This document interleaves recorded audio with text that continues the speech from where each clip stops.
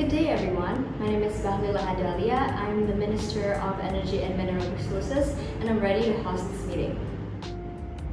Good afternoon. My name is Ardianto. I'm the CEO of Antam. I've been looking forward to this meeting.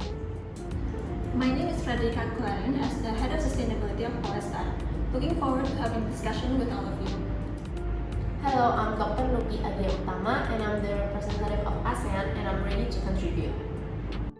Ladies and gentlemen, we are gathered here to discuss our ongoing matter regarding Raja Ampat nickel mining case. Let me begin by stating that Indonesia welcomes investment, especially in critical minerals that drive the global green transition.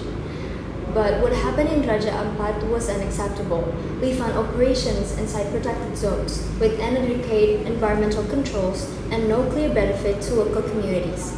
Any thoughts and comments on this matter? Yes, at Polestar, we believe that ethical sourcing is non-negotiable. Our customer won't drive green cars built on deforestation or exploited labor. Raja Ampat to us is more than a red flag. It's a turning point. We're not just looking for supplies, we're actually looking for solutions. As one of Indonesia's leading mineral producers, Antam is proud to be at the center of the global energy transition. Our nickel is powering the world's electric vehicles, but we know that responsibility comes with scale. At Antam, we believe that national development and environmental sustainability must go hand in hand. What happened in Raja Ampat was a wake-up call for all of us. We're not here to defend the status quo. We're here to build a better model, one that reflects our role not just as a supplier, but as a partner in global sustainability. As ASEAN, we committed to a green transition that is economically viable and ethically grounded, focusing on ethical sourcing, transparent governance, and shared prosperity. We align to government policy, private investment, and community needs for the entire region, not just one country. We have reviewed the permits in Raja Ampat and we saw a clear violation there. For example, the mining inside Raja Ampat Geopark, failure to meet AMDA requirements, and in some cases, some companies had no operational activities, and this is not acceptable. This is not just about laws, it's about Indonesia's international credibility. We accept investors to help build out our country and region, not to damage our ecosystems. Yes, the reality is the current supply chain is very fragile. There are environmental gaps, weak enforcement, and growing global scrutiny. Mining that threatens coral reefs or violates indigenous rights put all of us at risk, reputationally, legally, and morally. The supply chain today is indeed under pressure, and so are we. From regulatory gaps to misaligned incentives, even a single misstep risks our collective credibility. As Antam, we have faced scrutiny, and rightly so. But we have also responded by first, improving environmental controls, second, engaging communities more transparently, and third, reevaluating where and how we operate. We acknowledge the challenges we are facing, and here, we are committed to change. From a regional investment perspective, this issue from environmental degradation to social license conflicts don't just create a reputational risk, they create a capital flight. Investors today are asking hard questions. Are these projects ESG compliant? Are benefits equitable shared? And will supply chains be resilient? The situation in Raja Ampat shows us what happens when these questions are left unanswered. As ASEAN, we need a clear tighter safeguards, early community engagement, and regionally aligned enforcement. Otherwise, we risk undermining the EV future we are all trying to build. Yes, rather than focusing only on damage control, let's shift the conversation. What if we explore ways to make Southeast Asia a leader in ethical EV materials? That means not just sourcing better, but building something smarter together. Yes, Indonesia shouldn't just be a supplier of raw nickel. We should be the global benchmark for ethical and innovative mining. At Antam, we're exploring ways to integrate local processing, renewable energy in operation, and stricter ESG compliance, which stands for environmental, social, and government. But we cannot do this alone. We want to work with EV producers, governments, and ASEAN together to develop standards that reward responsibility. I hear your ideas and I agree. We cannot build a green economy on a broken foundation. So let's talk about solutions. We're considering the creation of a green nickel economic corridor, a zone where only companies meeting the highest ESG can operate. and exploring our ways to ASEAN will clearly helps to extract better with integrity, innovation, and inclusion. Yeah, we fully support what Fredrika and Mr. Ardianto and Minister Bahlil have raised. Why not turn this into a moment of a new beginning? Let's position Southeast Asia as the ethical epicenter of EV mineral sourcing. ASEAN can help co-develop a regional framework for responsible mining, blended finance models that reward ESG performance, and cross-border partnership to support ethical processing and downstream industries. Our goal is not just to clean up the supply chain, but to build a new and better ones. Thank you for your support. Rather than solely focusing on exploring our resourcing to ASEAN, we should also focus on its ethical sourcing. Polestar will not source mineral tied to ecological destruction or social harm. What happened in Raja Ampat, where nickel mining operations were suspended after community protests and reef damage, is exactly what we cannot risk again. Our supply chain must be clean, traceable, and just. Polestar is right. What happened in Raja Ampat should never happen again. We have paused our involvement in any contested concussion and are pushing for a moratorium on high-risk ecological zones until credible safeguards are in place. We believe ethical sourcing must go beyond traceability. It must include a shared ethical threshold. Let us say this: if Antam cannot meet that bar of standard, we don't expect to be part of your supply chain, and we hope that applies to everyone.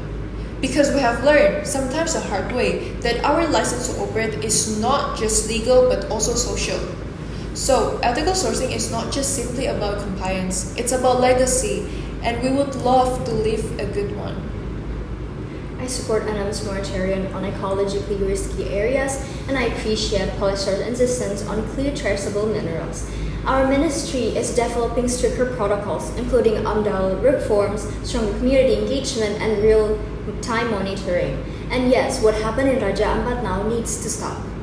At ASEAN, we believe the time has come to move beyond voluntary codes of conduct. We need a binding framework, one that includes third-party audits, a shared ESG threshold, and mandatory community benefit sharing mechanism. But we need your contribution for making a new innovation. Any thoughts?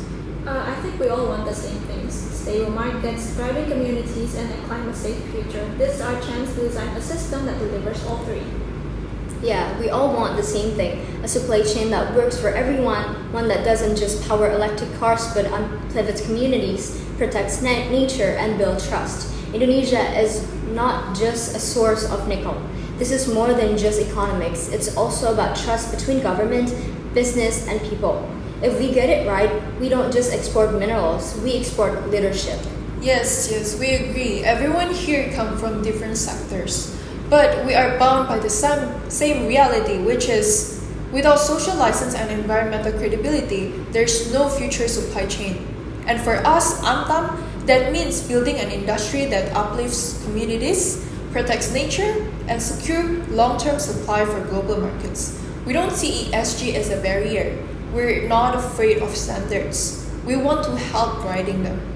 Antam wants partnerships, not just transactions. Yes, I believe we all want the same outcome. Of course, stable supply, community trust, and investor certainty.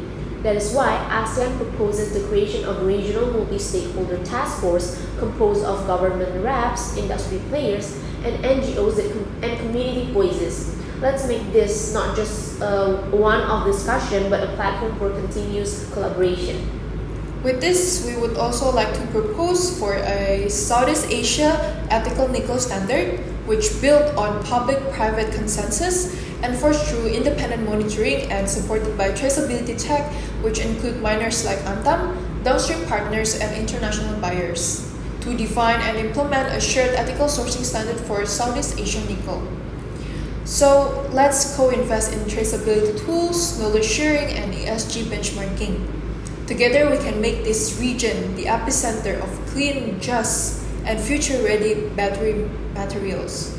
Lastly, we would like to hear other proposal, or we can discuss further regarding our proposal. Thank you.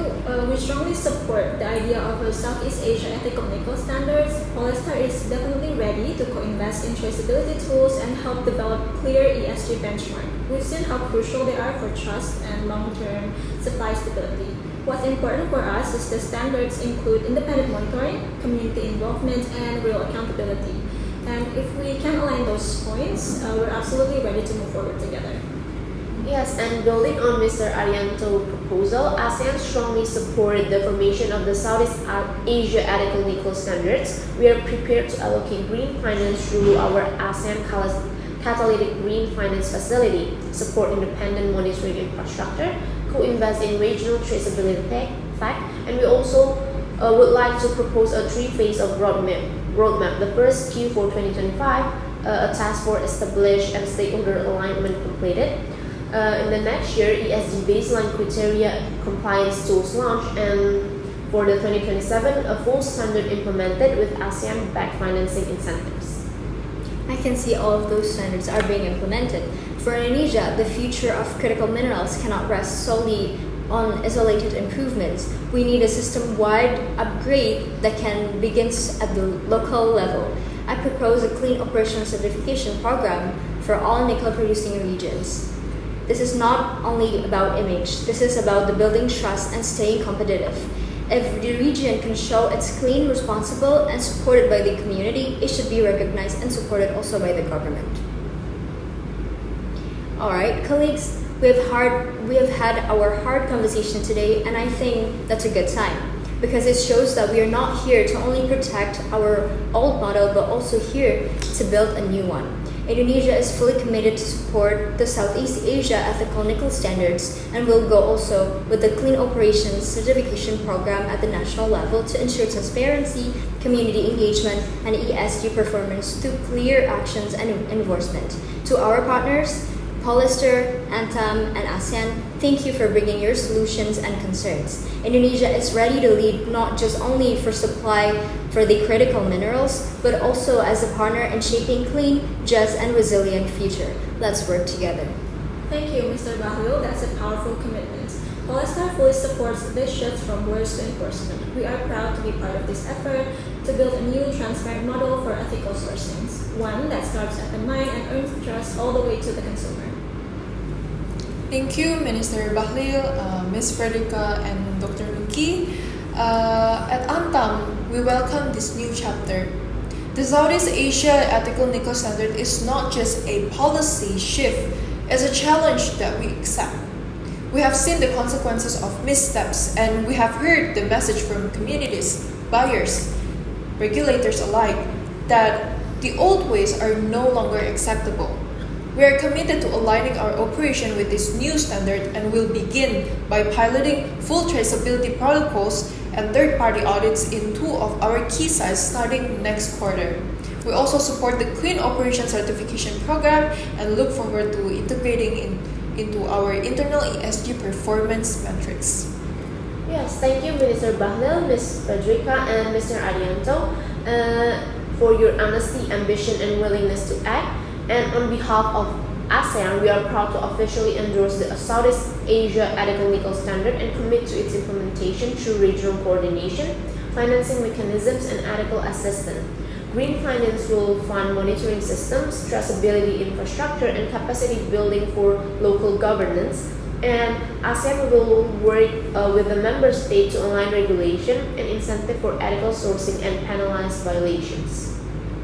Thank you, Mr. Ahmed from Antam. Thank you, Mr. Thank you, Dr. Nuki from ASEAN. Thank you, Mrs. Fredrika from Polestar.